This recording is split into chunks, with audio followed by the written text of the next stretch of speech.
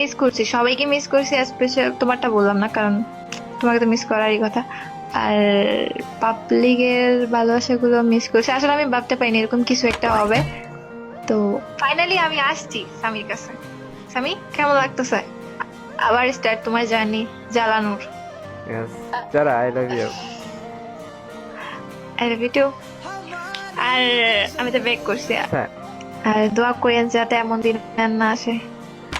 স্বামী, হ্যাঁ, আবার চলে গেলে ডাইরেক্ট কি বলে ফায়ার করে মেরে দেব, ঠিক আছে?